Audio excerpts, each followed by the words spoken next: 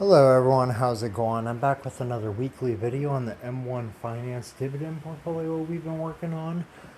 So we did have some changes this week. I'll flip over here to activity so you guys can see. So I did do a buy.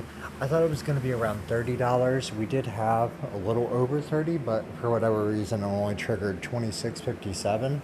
So I moved the other $4 back over into savings so I could earn some interest on that instead of it just sitting in the buying power there.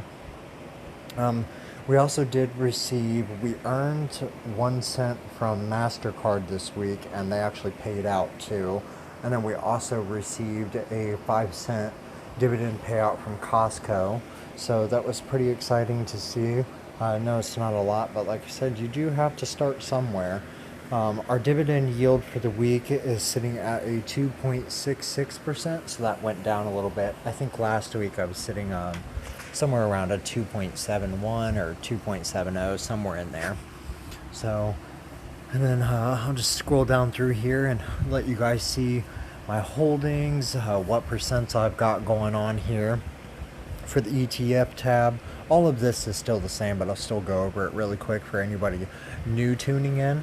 The ETFs I have at 25%, and that's going to be holding SCHD, Dejaro, and VYM. And in here I have SCHD at a 34%, I have Dejaro at a 33%, and VYM sitting at a 33% also. Everything is looking good there this week. Restaurant tab I have sitting at 11%, and then all I have in here is McDonald's and Texas Roadhouse. Both have an even 50% split. McDonald's is down, not performing great over the week, down by 6 cents, but Texas Roadhouse is still holding pretty strong for us. Retail, that will just be Costco, so that's sitting at 100% in there, and that slice there is sitting at a 10%, which that is actually up to by $3.15. So Costco's performing very, very well right now.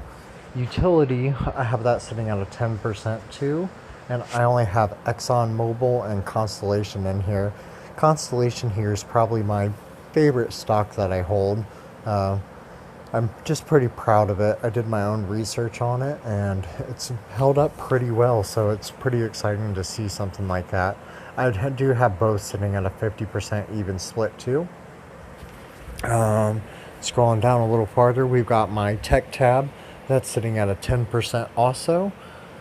And I have Nvidia and S&P in here. Both are at that 50% split.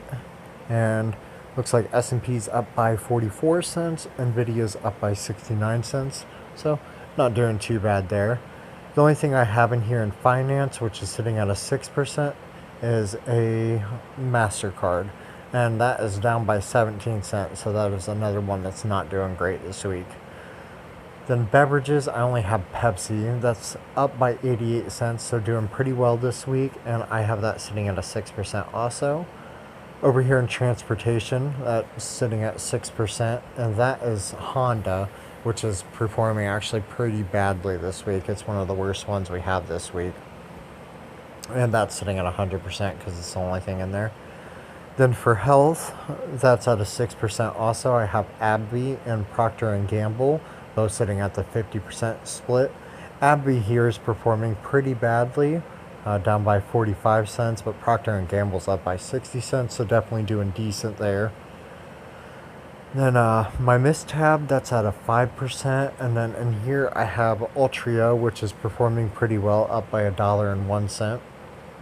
And then in my real estate tab, I have Realty Income and Vici. Both of those are at a 50% split, and both are up and performing pretty well. And that is at a 5%, which brings the entire portfolio to 100% between all of this. So definitely not doing too bad. I did do that buy for, like I said, I think it was $26.57. So we definitely saw some gains this week, which I was pretty excited about. I think that's in the holding tabs. So yeah, as you guys can see here, it says my cost basis is 322, but as of right now, I believe I've got 326 in it. I did do a sell buy earlier on when I wanted to kind of redo the portfolio because I felt like I had bitten off more than I could chew. So that very well could be why that's down, but I do have a separate document where I'm just tracking all the money that I'm actually putting in. So that brings the overall unrealized gain to $12.50 or up by 3.9%. So definitely starting to get somewhere. Pretty happy to see. And then overall, we've only earned 77 cents for dividends, and the payout shouldn't be any higher than that. But I think I'm still behind on a couple in here. But no biggie. Those will come through eventually. But yeah, that's pretty much all we've really got going on here for the weekly update. Thank you everybody so much for checking in. I really appreciate it. It's helping me out with the algorithm a little bit. I'm reaching more people. And the whole reason that I'm doing this portfolio and sharing it on YouTube, being fully transparent, is just because when I got into this, I had no idea, I mean, really, what I was doing at all. And I didn't even think something like that was really possible. So I guess the reason that we're really doing it is to, one, track everything that we're doing in here, so that way I can go back over it at a later date if I need to. But I also want to be able to help people and show people that you can really get into this with as little as $5, $10.